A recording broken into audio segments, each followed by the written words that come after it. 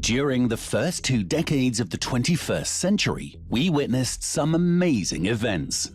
The digital revolution, advances in medicine, and the evolution of human knowledge.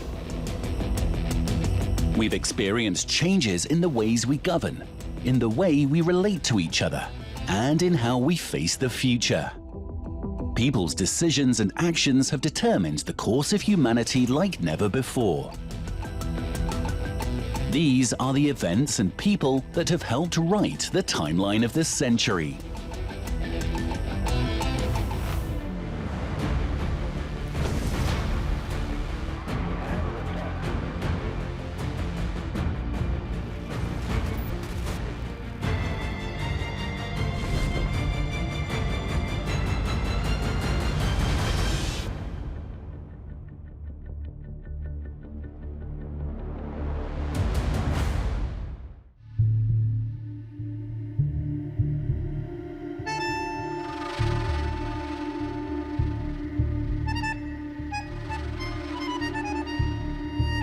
On February the 11th, 2013, the world learned of Pope Benedict XVI's decision to renounce his pontificate.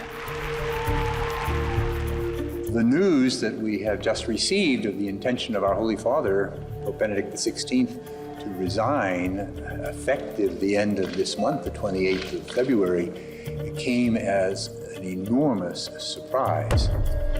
The separation of a supreme pontiff from the Church of St. Peter had not happened since 1415, when Pope Gregory XII was forced to resign. Joseph Ratzinger recognized his physical and mental weaknesses due to his advanced age and notified the cardinals of the Church of his inability to exercise the ministry that had been entrusted to him in 2005.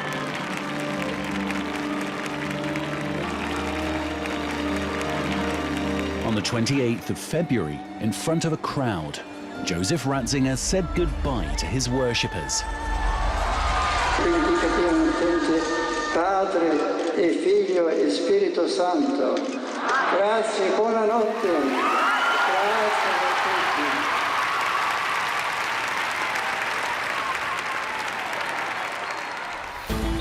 tutti. Following the rituals of the Church, on March the 12th, the doors of the conclave in the Vatican were closed again and would not be opened until the cardinals of the Church appointed God's new representative on earth. 2 days passed until the white smoke announced to the world that there was a new pope.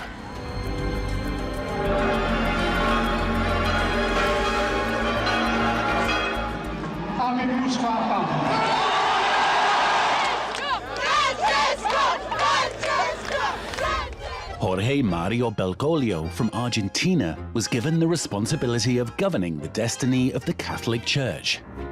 He adopted the name Francis in honor of Saint Francis of Assisi. Fratelli e sorelle, buonasera. Francis was the first Latin American and Jesuit clergyman to ever be appointed. Es una emoción grande y como católica la emoción hubiera sido también con el Papa que la Iglesia necesita.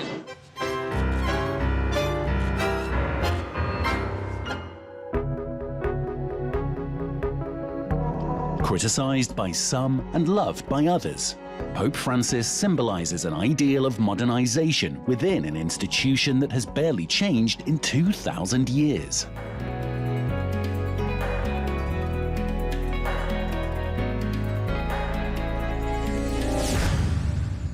Within the Catholic Church, possible reforms were being debated, while across the rest of the world, sensitive issues were being revealed as the result of espionage.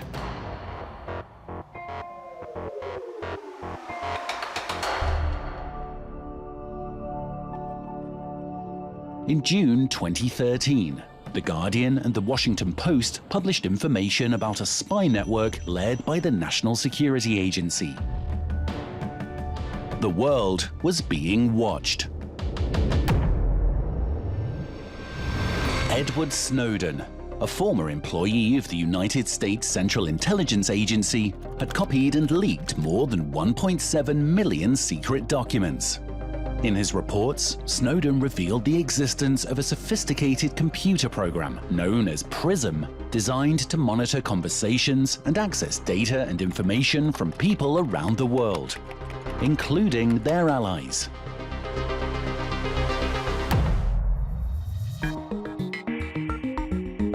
According to Snowden, the National Security Agency had been intercepting emails, videos, photographs, voice and video calls, social media activity, passwords and other user data harvested by major internet companies in the United States.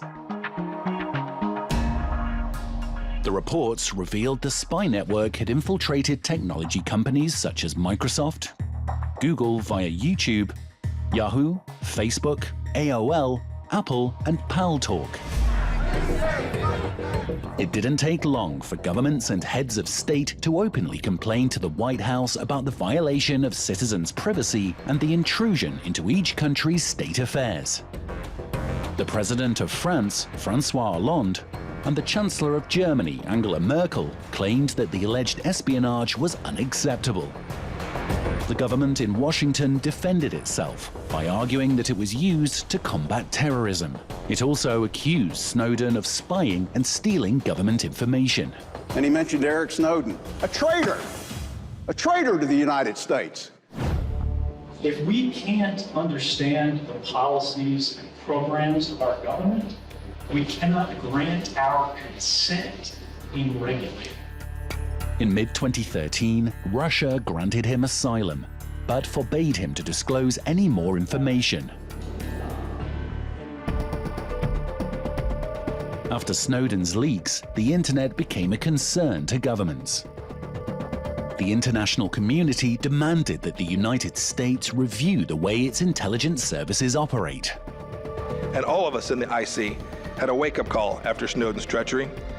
Unfortunately, the threat has not abated. And while I can't go into detail about the exact steps, I can assure you our defenses will not be static. Our approach to security must be constantly evolving, and we will. After 2013, confidence in social media was never the same.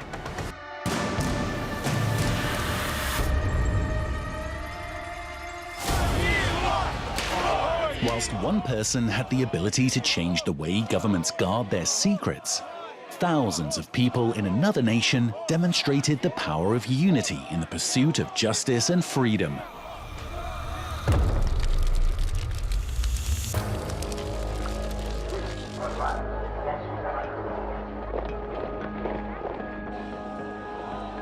Students were the first to protest in November 2013.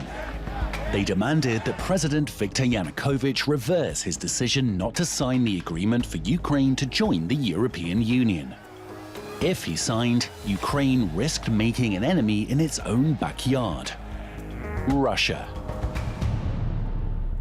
Thousands of other protesters followed the students and filled Kiev's Independence Square. The most turbulent period in Ukrainian history was beginning.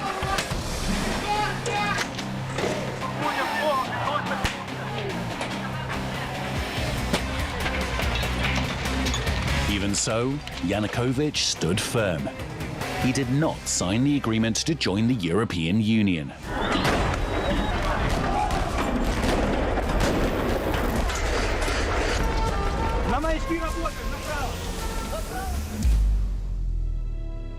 After 3 months of violence, Yanukovych was ousted and an interim government was put in place. The worst seemed to be over, but this was only the beginning. Russian military forces took control of Crimea. This is not the threat. This is actually the declaration of war to my country. Violence returned to the streets, and once again, Ukraine was set alight. We don't need Russian occupation, we don't need war. While this was happening, in Kiev, Petro Poroshenko was elected president. One of his first steps was to sign the association agreement with the European Union. But it was too late. The country was already at war.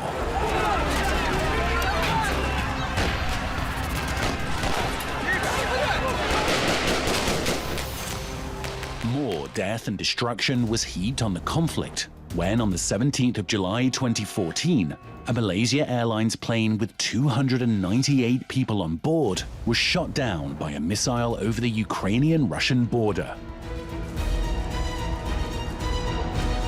Both sides accused each other. Barack Obama blamed the pro-Russian rebels, which is a threat to the world, as we saw in the appalling shoot-down of MH370. 7 months later, a peace agreement was reached. Today, there is little progress in the reforms of post-revolutionary Ukraine. Its battered economy has caused hundreds of thousands to migrate to European Union countries. In 2020, the conflict between Ukraine and Russia continues and has claimed the lives of some 13,000 people, according to the UN. After his dismissal, Viktor Yanukovych fled and became a refugee in Russia. He is wanted by the Ukrainian government for treason. Snowden's revelations and the Ukrainian situation would not be the only events to garner attention in 2013. A terrorist attack stained the Boston Marathon with blood, leaving 3 dead and 260 injured. Iran reached an agreement with the United States, Russia, and China, in which it pledged to halt its nuclear program for 6 months. Notable political leaders died that year: Margaret Thatcher in the United Kingdom and Nelson Mandela in South Africa. Disaster struck the Philippines. Haiyan, one of the most violent typhoons in history, caused 6,000 deaths and 2,000 people to go missing. Formula One driver Michael Schumacher suffered a serious accident while skiing, leaving him in a coma. And actor Paul Walker, star of the Fast and Furious saga, died in a traffic accident. Also in 2013, New Zealand, Uruguay, Brazil, and France all approved same-sex marriage. When we come back to Timeline of the Century, a new deadly epidemic strikes Africa, and an aviation tragedy seeks answers.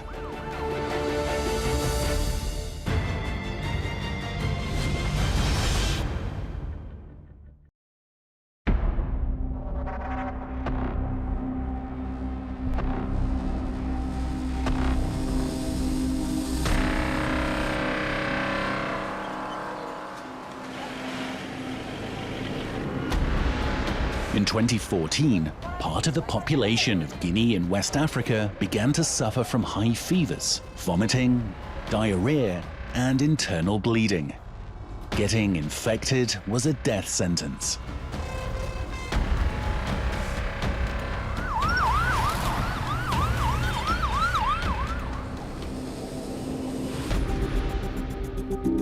Fortunately, it didn't take much research to discover that this was an old enemy. The Ebola virus was back. Outbreaks of the virus had occurred over the years, but none as violent as the one that appeared in 2014.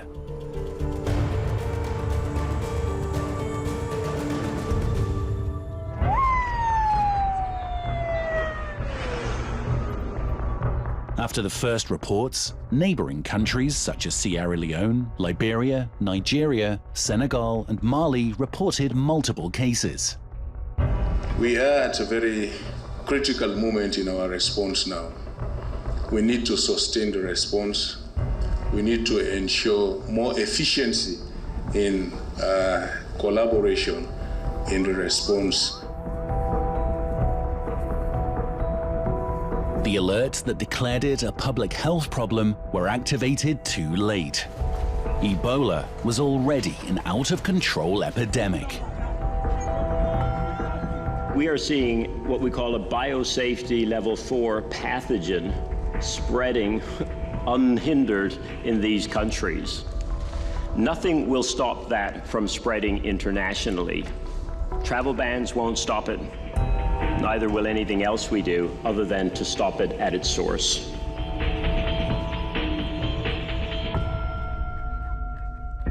For 2 years, the virus hit the region hard and even spread to countries such as Italy, Spain, the United Kingdom, and the United States. By March 2016, the World Health Organization reported more than 28,000 cases and 11,310 deaths.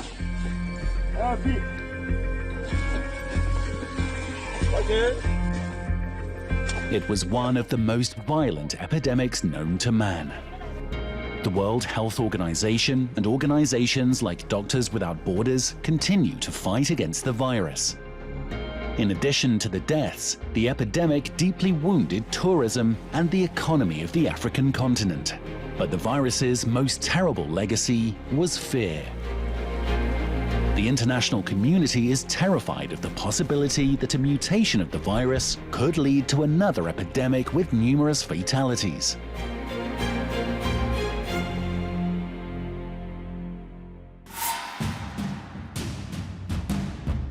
While scientists were searching for a cure for Ebola, the search for the remains of a plane crash was generating more questions than answers.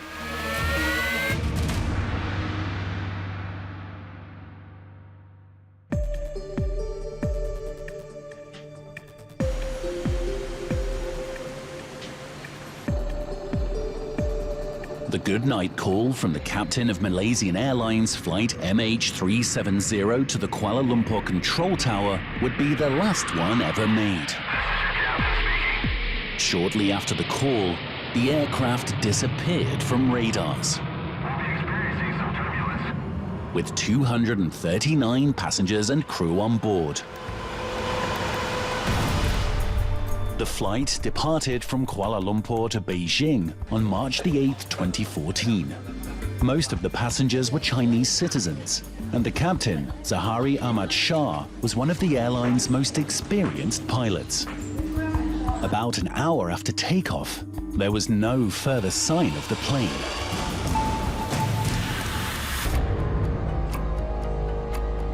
The search began 4 hours later, covering the South China Sea where the plane disappeared. But flight MH370 was not there. Later, a military radar revealed that after the aircraft disappeared, it had changed direction. This helped authorities conclude that the plane may have crashed in the Indian Ocean near Australia, thousands of kilometers from the location initially indicated by Malaysia Airlines. Suspicions of a cover-up began to emerge. And I think even governments have to play their role, careful with what they say, what they don't say.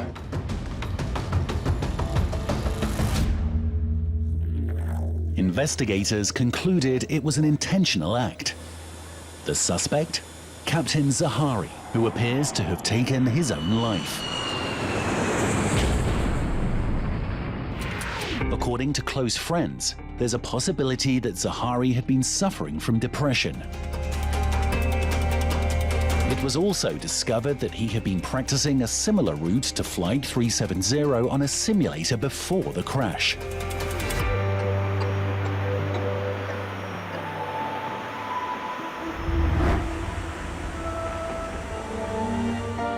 Remains of the plane appeared in Africa.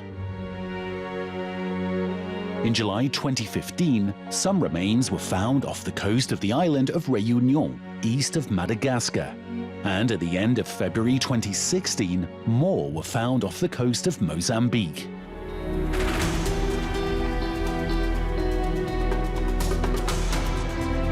Three years after the plane's disappearance, the official search mission was called off. With some level of sadness, certainly with a great deal of frustration and disappointment that I stand here and acknowledge that the underwater search area effort has been suspended. It was the longest rescue mission in aviation history. The search efforts totaled $145 million. Only some pieces of the aircraft were found, and none of the 239 passengers and crew were ever recovered. It's important that they don't give up so easily, because if this were ever to happen again, we want to know that the people responsible will be committed. The crucial question remains unanswered. What happened that night?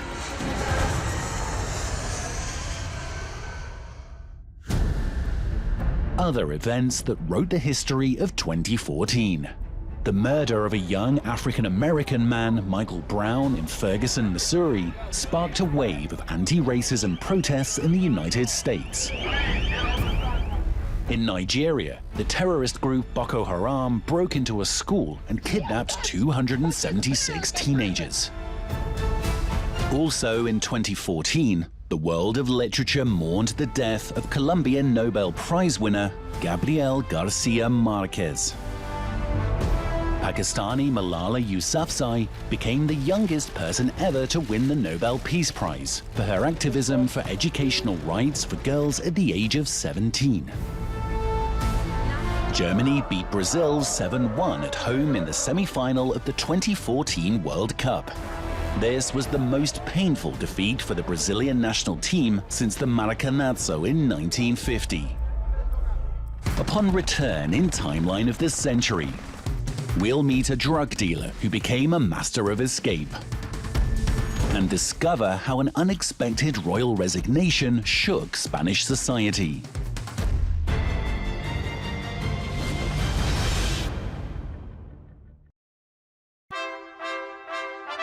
In 2014, suitcases were being packed at the Royal Palace in Madrid.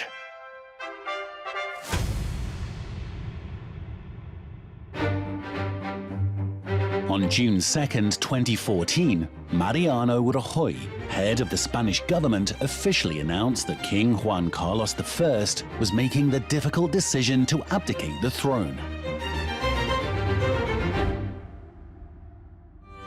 Juan Carlos I was proclaimed king in 1975. This came after the death of the dictator Francisco Franco, and 44 years after the exile of his grandfather Alfonso XIII, who had been the last king of Spain before the Second Republic.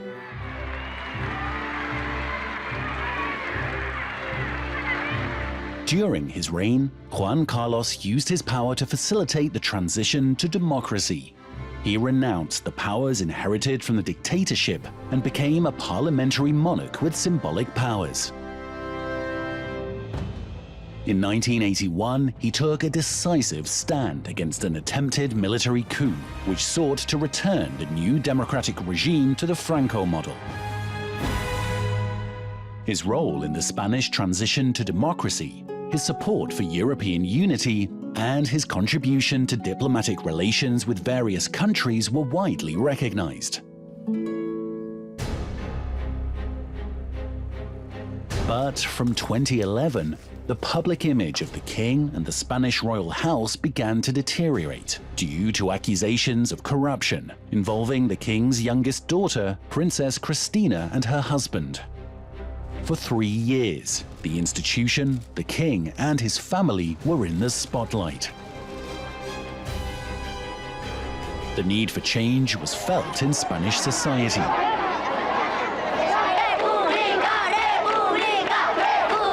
Juan Carlos de Bourbon chose to abdicate the throne.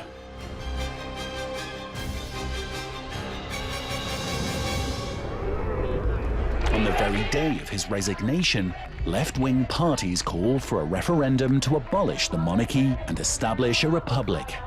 The request was rejected on September the 16th in Congress, with 274 votes against, 26 in favor, and 15 abstentions.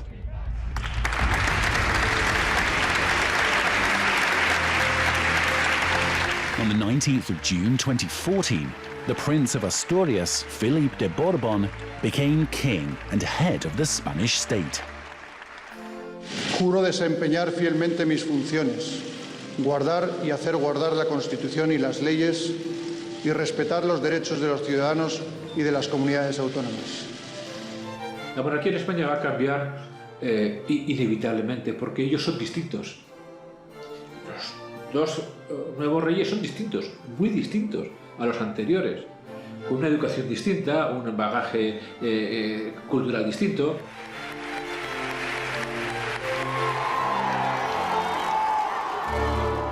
The 39 years of Juan Carlos I's reign will be remembered by the Spanish as a period of the country's greatest economic prosperity.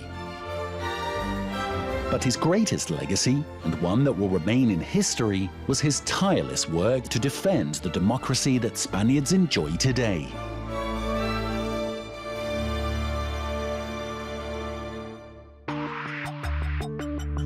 Every human being writes their own history. Others want to escape from it.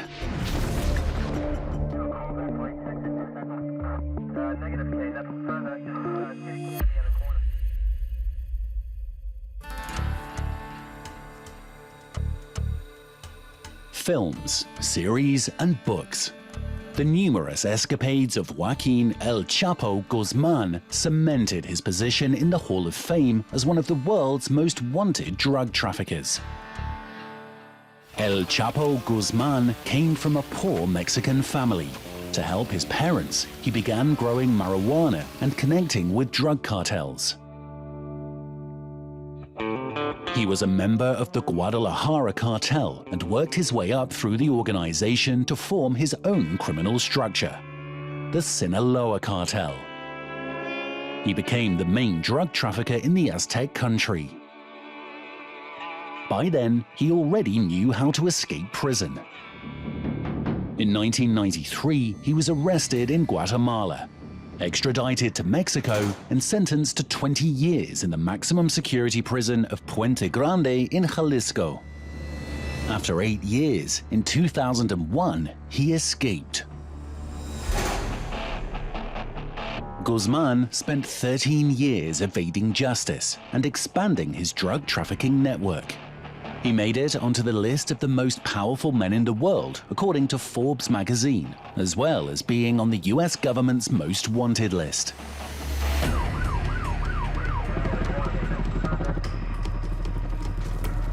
In February 2014, Guzman was captured in Mazatlan, Sinaloa, in a joint operation between the Mexican Navy, the DEA, and US Marshals.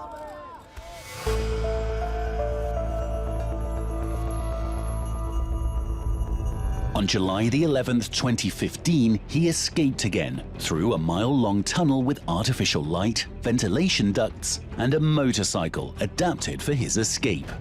An incredible feat of engineering.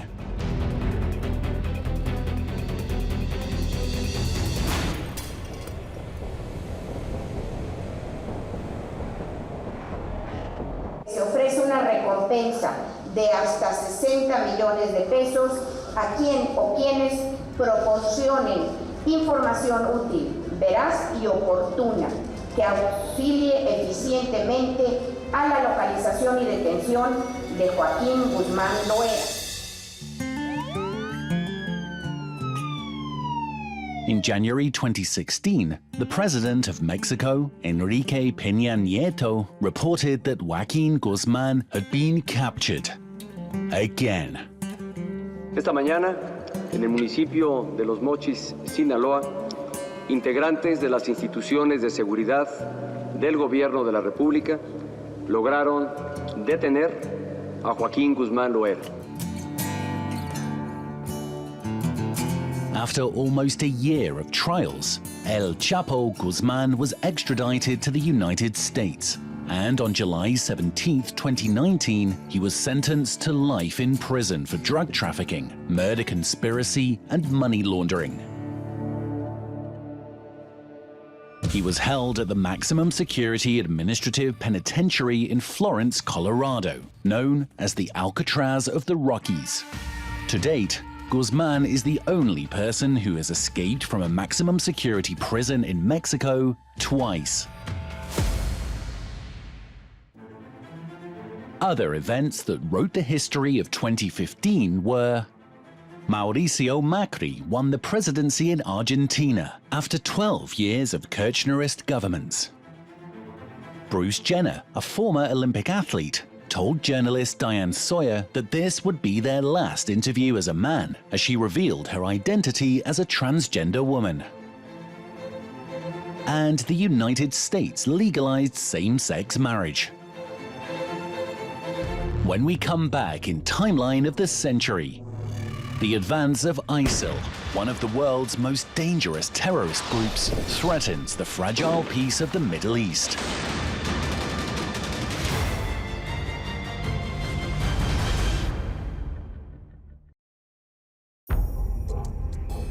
Whilst terror spread in the United States on September the 11th, 2001, the discord would not stop with those terrible events.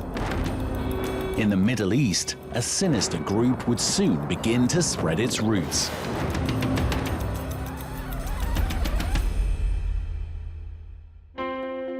Poverty, war, and revenge.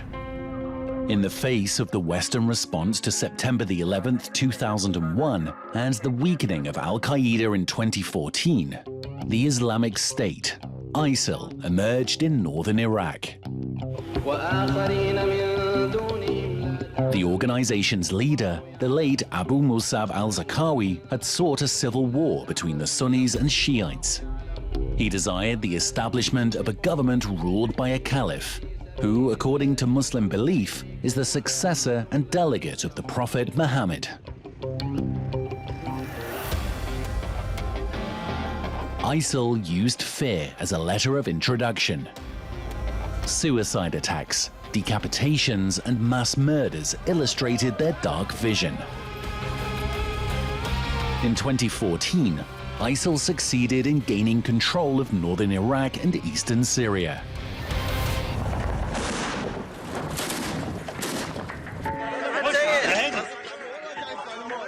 As they advanced, they managed to control up to 40% of Iraqi territory, which was inhabited by nearly 8 million people. 30,000 fighters from nearly 100 countries have been drawn to the cause of the terrorist group. They have been sustained financially by illegal oil sales and taxes, thus maintaining a self-sufficient economy with a budget of up to $81 million a month.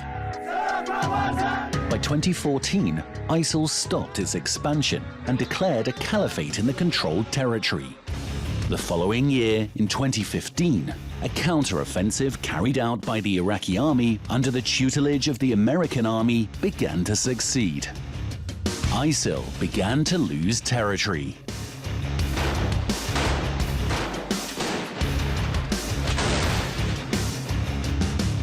In Iraq and Syria, American leadership, including our military power, is stopping ISIL's advance. The breaking point came in 2017, when the city of Mosul, an ISIL enclave, was liberated. By December, the last remnants of control of this terrorist group in Iraq had vanished. Despite having lost power, ISIL still operates in cell mode in countries such as Mali, the Philippines, Turkey, and Morocco, and its constant threats keep the world alert to new attacks. –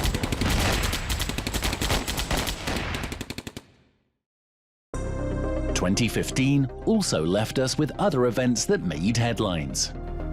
2 armed men attacked the Paris offices of the French satirical magazine Charlie Hebdo, leaving 12 people dead and 11 more injured. The attack was in response to the publication of cartoons mocking the Prophet Muhammad. The New York Times reported that during her time as Secretary of State, Hillary Clinton used her personal email for official business. The information generated a major political scandal that affected her campaign for the US presidency in 2016. In the so-called fight of the century, American boxer Floyd Mayweather won against Manny Pacquiao by a unanimous decision, making his number of undefeated fights a record 48. Next on Timeline of the Century, Paris, the city of light, suffers one of the harshest terrorist attacks in its history.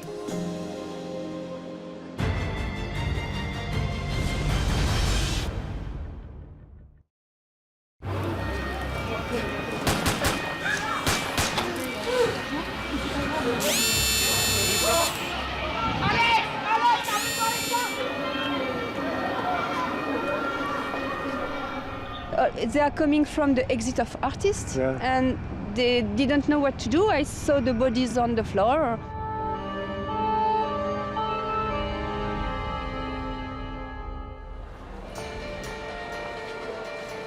On Friday, November the 13th, 2015, 80,000 people packed the Stade de France to watch a football match between France and Germany. What was supposed to be a celebration ended in a nightmare. 3 explosions outside the stadium marked the beginning of the worst terrorist attack in French history. Boum! L'explosion. Pour moi, c'est lui qui s'était fait sauter. President Francois Hollande, who was in the stadium, was immediately evacuated.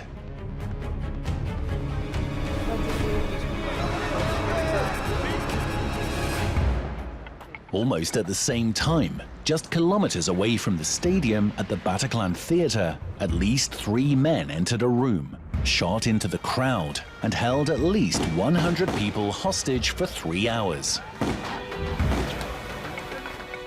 It was terrible for us, General, you know, because we were not prepared for such a shock. And when I got rescued, I arrived in the middle of a bloody battlefield.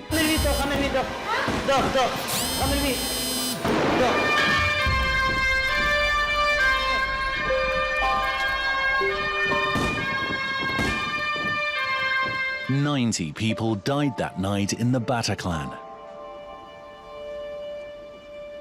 It's really not easy at all to see someone dying and to stop and to help them when your own life is in danger. It's not an easy thing to do. It's the hardest thing in the world to do, and I saw countless kids do it over and over again. 4 other attacks were recorded simultaneously in an area of Paris bustling with restaurants. In total, 130 people were killed and hundreds were injured that night. The Islamic State took responsibility as a response to French involvement in the war against ISIL in Operation Chamal Hollande. For President Hollande, the terrorist attack was an act of war. Days later, French planes deployed their full force over Syria.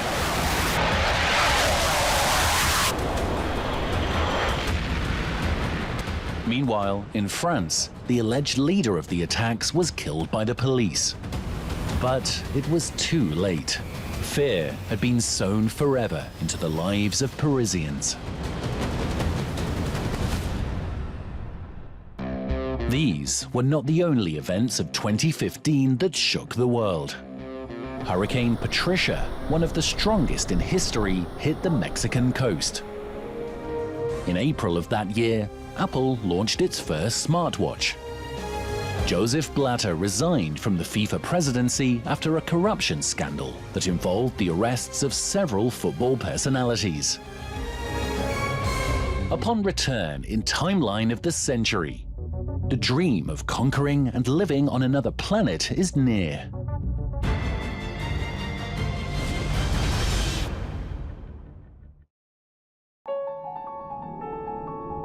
There are those who claim that the future of the human race lies outside of planet Earth.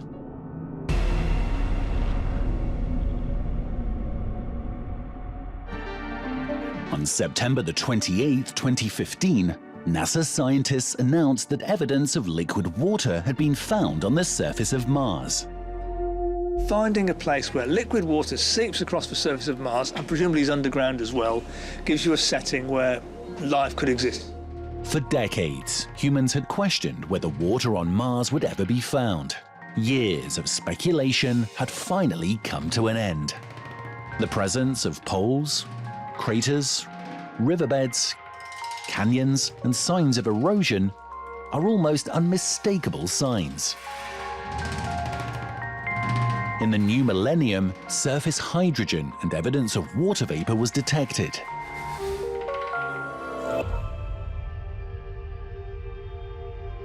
But it wasn't until 2015 that evidence of liquid water was finally found.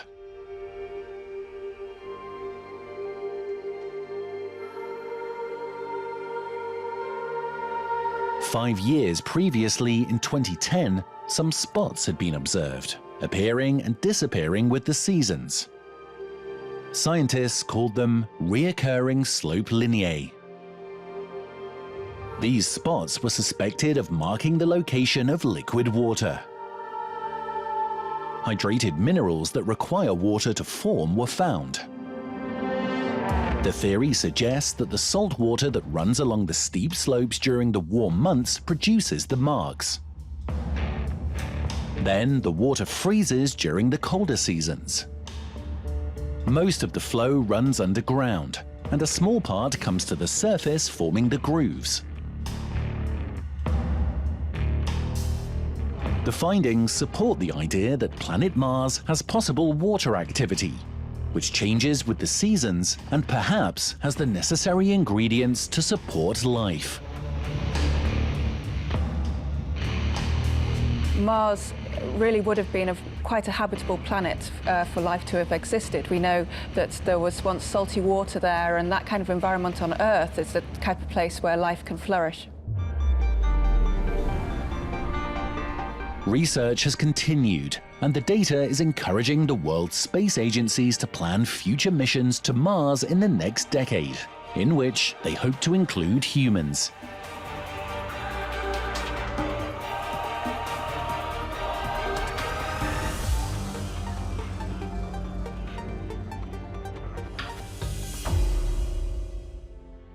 Our journey isn't over. We will continue to witness momentous events. A past that invites us to contemplate our future. We will continue to relive the events and meet the characters who wrote the stories of the first 2 decades of the 21st century. Moments and situations that remind us that it's our decisions and actions that shape the world we live in. Those that have written the timeline of the century.